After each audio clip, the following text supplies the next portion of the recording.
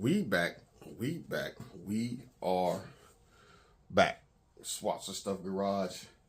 We have worked on my motor for my OBS. Remember, we're trying to make 750 with all the wrong parts. The 60 LS. And what I mean by all the wrong parts is what the internet says for you not to use if you're going to try to build power. We got a good block. Gen 4 internal block, 6.0. We put a set of heads on it, the LS1 heads, dual springs. We got an Earson cam. We got a Borg Warner S475. And I'll put an excerpt in here of what I was trying to go back and forth with as far as manifolds go. I wanted to do up and forward headers, but the log manifold seems like it's going to be a lot simpler, easier, and out of the way. They say about log manifold having back pressure, so we'll figure it out. I mean, it's a big turbo. It does come with a T4 flange, but I got an adapter to go from a T4 up to a T6 flange. We have a drain in here. I'm not sure if I'm gonna run this water pump, the 08 style water pump. This is the intake we're going to run. It's the Holly High Rise. It would be so nice if I had a brick to put in here and then run water to air instead of running an intercooler. Yes, we're going to run an intercooler because I want to drive the truck. I mean, in all theory, I could take and rotate this and run a pipe here and then run boost directly to the intake. But that'd be a hot setup, and I don't want that. I want something I could drive, possibly put some cooler air through the system. We'll get a little closer and take a look at things. We already primed the system. I primed the oil system again using my same method, the weed sprayer, with a piece of rubber hose and the fitting from the oil pressure sealing unit. Knock the head off, drill it, put your fitting in it, put your rubber hose on it, screw it in the side right here, pump it up full of oil, rotate it, watch it send oil to the system. It'll be a little while yet still before ready to run. I do think that I'm going to start it with the intake, the Gen 4 intake that's on the 6.0 that's board 20 over that we've been doing on the run stand. And what we're going to plan on doing is pulling the motor off the run stand, putting it on just a motor stand, or bolting it to a 4L80E and putting it in the engine bay of that box Chevy of my wife's. Can I fire it up on this stand right here? Yes. But do I want to? No. How am I going to do it? I'm going to use the eBay harness, plumb it in, and turn it over, see what happens. You know, the main thing is no noises, no weird noises, and oil pressure. Now that we primed it, I put my oil pressure gauge on it, and no spark plugs are in it, and I rotate it. I let the starter just sit there and run it and see what kind of oil pressure we have. It's not running, but I think that when this is turning over, it's at 200 RPM. Definitely not enough that what it would be running, but at 200 RPM, we should see some type of oil pressure. Now, if you look back there, you see my wife's motor still sitting there, ready. Actually, only thing I need to do to it, like I said, is bolt a transmission to it and drop it in the car. I do believe we're gonna go ahead and run the LS1 intake.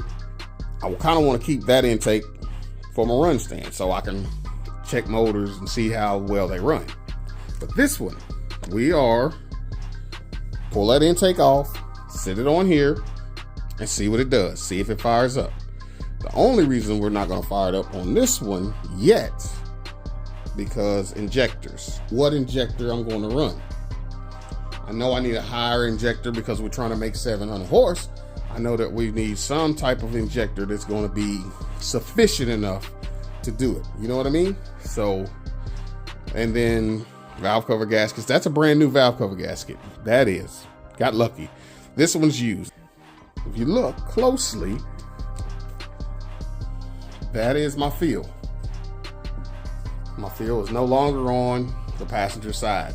I changed it because of how much clearance we have right here on that log manifold. How it comes from eBay, the turbo sits a lot higher. This was all robbed from my car, and so I had to bring it down so to clear the hood. I know it'll work on this now, but will it make the power? Will it make the power? We don't know. It's an Earson cam. I've never used Earson cam before, but it is a turbo cam, so that is also a plus. It's a crazy huge cam. Do I know what it's going to sound like? I do not. I'll try to search the numbers and see what they sound like with that particular cam, and I can't find it nowhere. Imagine somebody's got one close. What I'm going to try to do now is get the oil pressure gauge. We're going to zoom in on the oil pressure gauge, rotate the engine, and see if we got oil pressure coming to the top of the oil pressure gauge. So if we got oil to the oil pressure gauge, we should have oil through the whole engine. Let me tell you what I did. See that big oil spot? Well, I went to prime my system. Pumping it up, pumping it up, pumping it up. Opened the valve, boom, locked it in, and I kept hearing. And then I looked, I said, I forgot to put the oil filter on. I'm gonna crank it over. There is no spark plugs in it. And all I do is got a hot battery, and I jumped the starter, and we'll see what we got. I do got the battery on the charger so we can have the motor turn over fast enough. You know what I'm saying?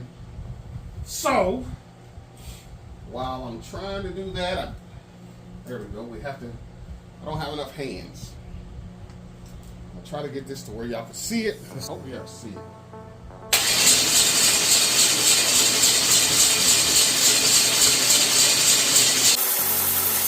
So we've got about, what is that, 35 or 30, between 30 and 40 PSI, and that's at cranking.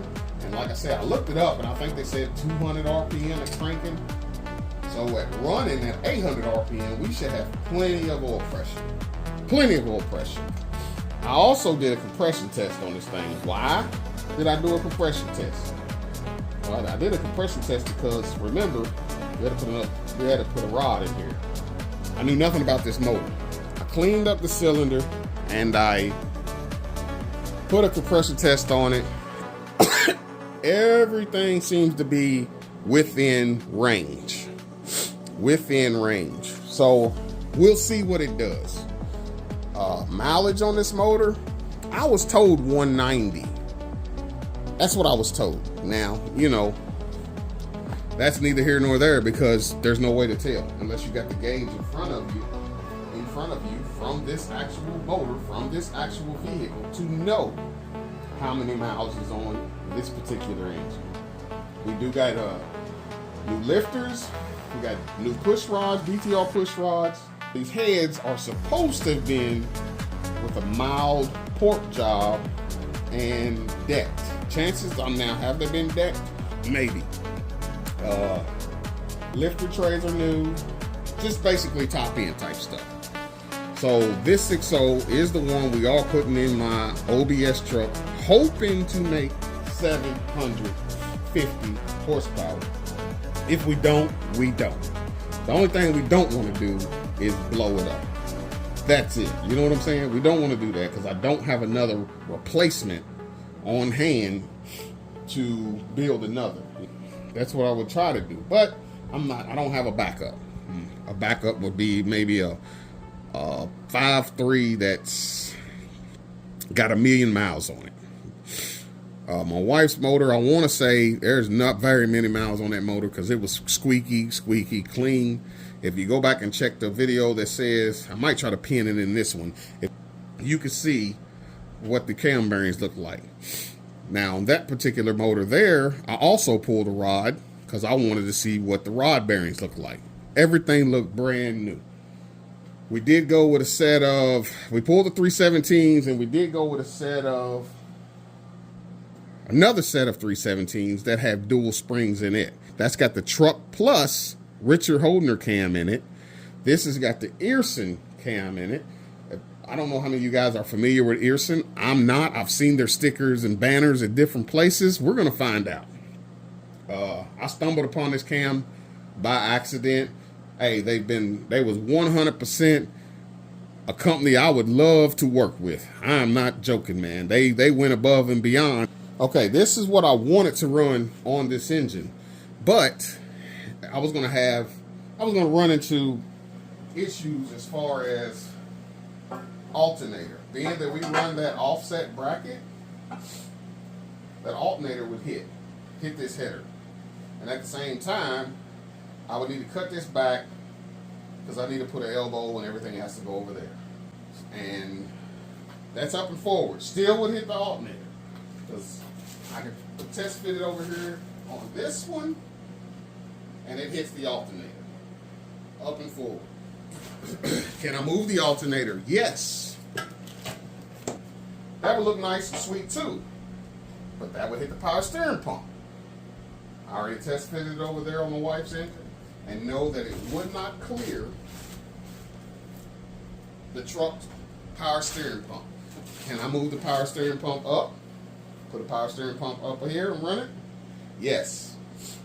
Then I'll put the alternator over here? Yes. But I don't really want to, all that cost. And what you're looking at is things that I've had sitting around holding on to. Now, I've had this, the log manifold I've had, a lot of these parts I've had.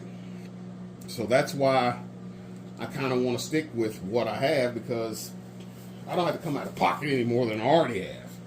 I've been holding on to the cam for I don't know how many years for an opportunity to build this engine.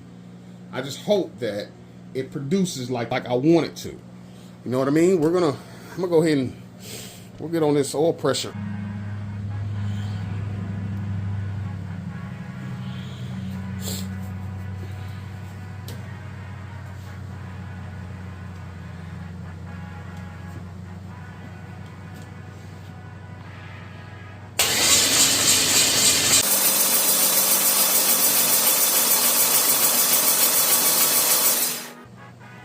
I'm not mad about that.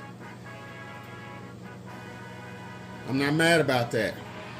That shows that we got some kind of oil pressure happening. So that's a plus.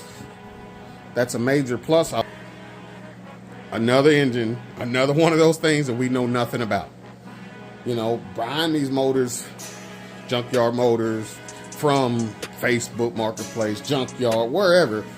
If you haven't heard it run, it's a gamble. It's a gamble. So that's why. Rotate it one more time.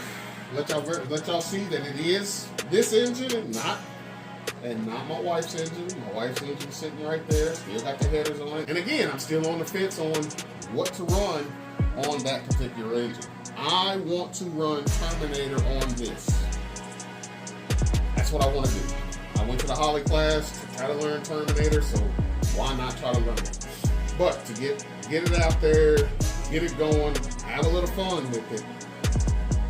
Being that I've got a little bit of knowledge on the factory ECM, we may play with the factory ECM and HP tuners first. We just might. I don't know. Tell me what y'all think. Good idea, bad idea to take and put this stuff together and hope that you don't run into a major boom boom. And like I said, I want to transfer this from the run stand, that into the car, or that back over onto an engine stand. We have an engine stand right here for it. So, I could start it with just the regular, if you see it right here, Gen 3 style intake and do the same thing as I would with the Gen 4 style. Gen 4 style has the flex fuel injectors, so that's what we want to use. We want to use that. We want to use that so that everything is already set up. The data for the Gen 4 injectors is already in the ECM for the factory HP tuner eBay Hornet setup. Will it fire off and run on its own? I don't know.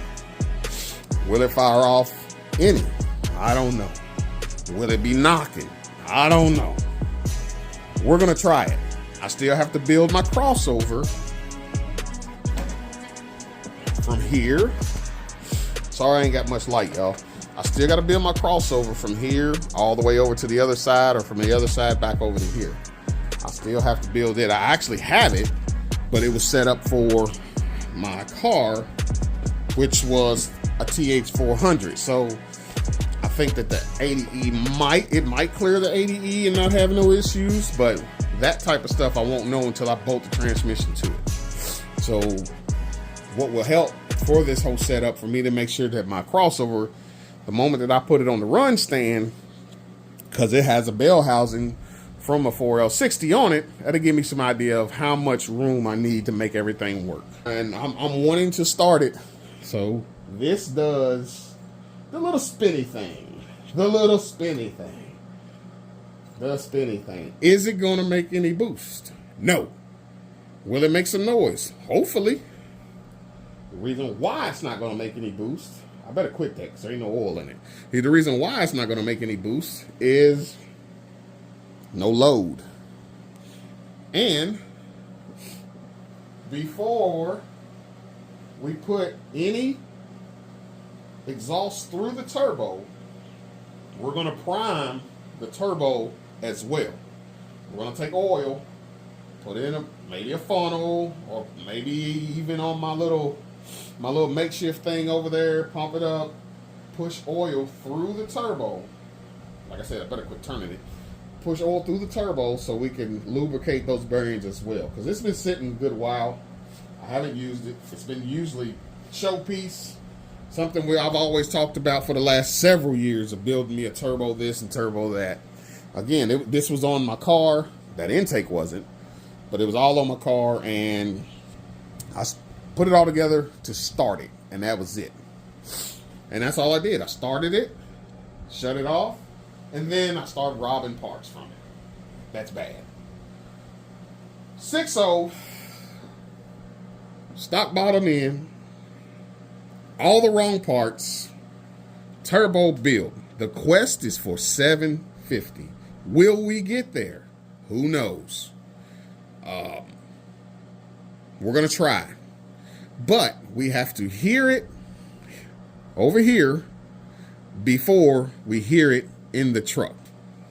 That's what we're going to be working on next.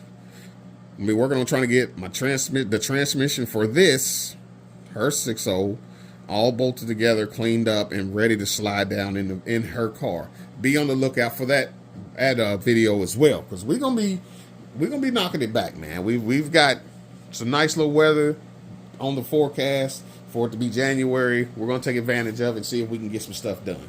Like I said, tonight I figured I'd make a video tonight, talk about this 6.0, talk about that 6.0, and the possibilities of trying to make some power. So if you like this kind of content, again, hit that like, hit that subscribe. Be blessed, stay blessed. Swaps out.